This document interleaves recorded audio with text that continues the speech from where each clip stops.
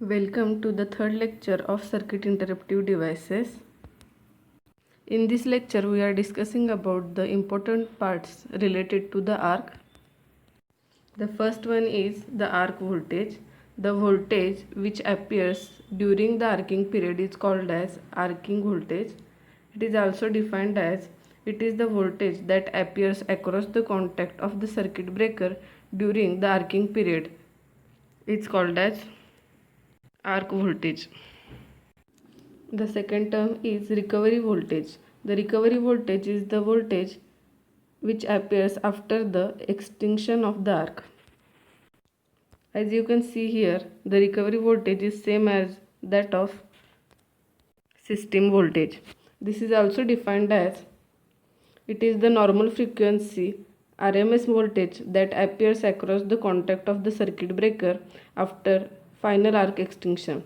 It is approximately equal to the system voltage. The next term is restriking voltage. While talking about restriking voltage, we have to know that the current zero instant. In this diagram, the current zero instant is this. This is the instant of the fault current.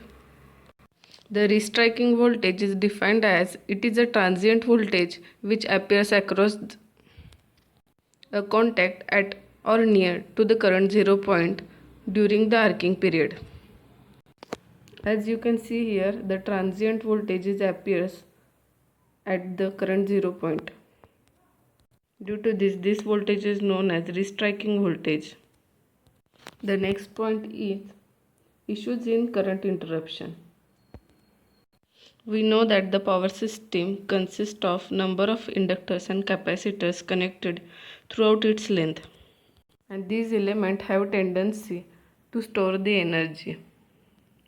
Whenever the fault occurs, the circuit breaker performs its function, that is interrupting the circuit.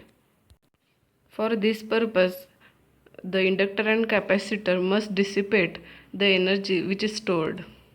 So this is the main issue of the current interruption. The rate of rise of restriking voltage means RRRV is defined as the rate at which the restriking voltage increases, which is given by the voltage in kV and time in microsecond. So its unit is kV per microseconds. Whenever the fault occurs, to minimize the issue of inductance and capacitor, the capacitor is shorted and the current through circuit breaker is limited by the inductor. So the current lags the voltage by 90 degree. Due to this, the frequency is given by 1 upon 2 pi L square root. This is also called as natural frequency of oscillation. So that the rate of rise of restriking voltage depends upon the recovery voltage and the natural frequency of oscillation, that is f of n.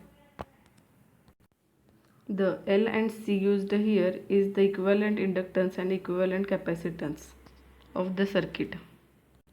Now we are discussing about the formulas used in the circuit interruptive devices. We know that XL is inductive reactance and it is given by 2 pi FL. L is inductance and XC is given by 1 upon 2 pi FC. XC is capacitive reactance.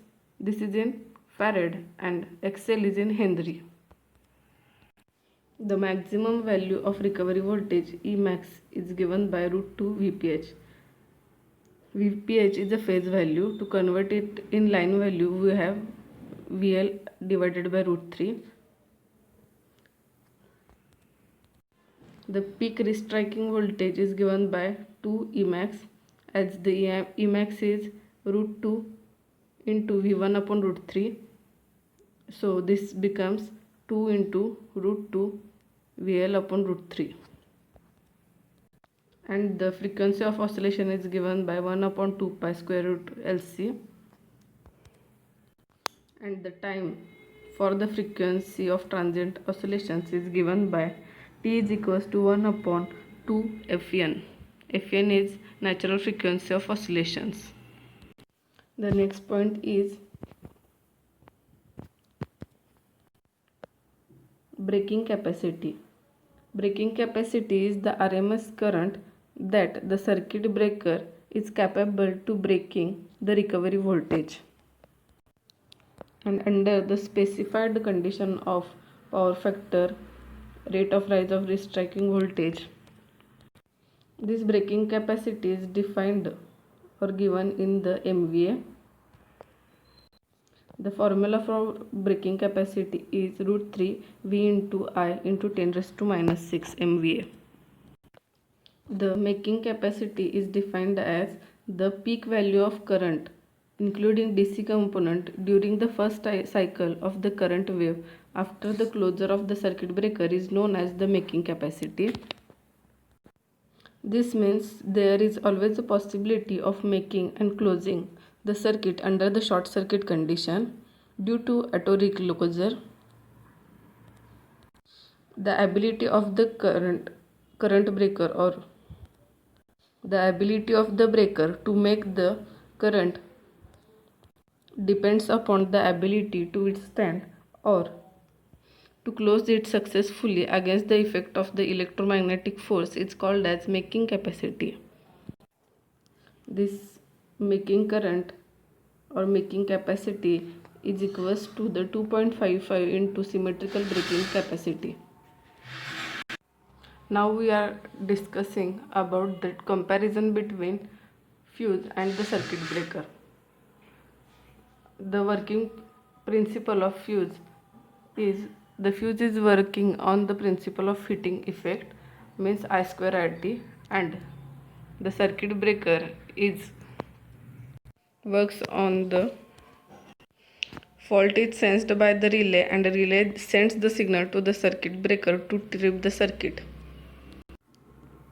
The operation of the fuse is simple as we have learned the basic construction of the fuse, and the circuit breaker has operation complex in nature. The assembly of fuse is simple and the circuit breaker is complex. The operating time of fuse is very small and the operating time of the circuit breaker is more as compared to the fuse. The breaking current of the fuse is small whereas the breaking current of the circuit breaker is large. Fuse requires less space whereas the circuit breaker requires more space. The replacement is easy in case of the fuse element and the replacement is complex in case of circuit breaker. The cost of fuse is very less and the cost of the circuit breaker is very high. Now we are comparing the isolator and the circuit breaker. The operating condition of the isolator and the circuit breaker is discussing first. As the isolator is no load switch, means it turns on when there is a no load, or we can say it has mode on when there is a no load or off load condition, and the circuit breaker operates during normal operating condition as well as abnormal operating condition. The arcing is taking place in case of the circuit breaker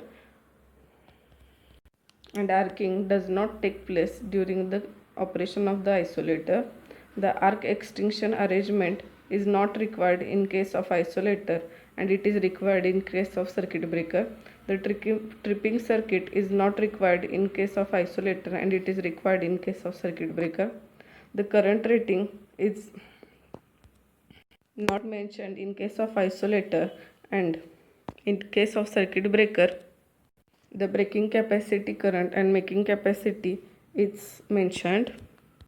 While talking about the sequence of operation of the circuit breaker and the insulator or isolator has to be followed. In case of isolator, first we open the circuit breaker, then the earth switch is closed and the isolator is opened at the last point.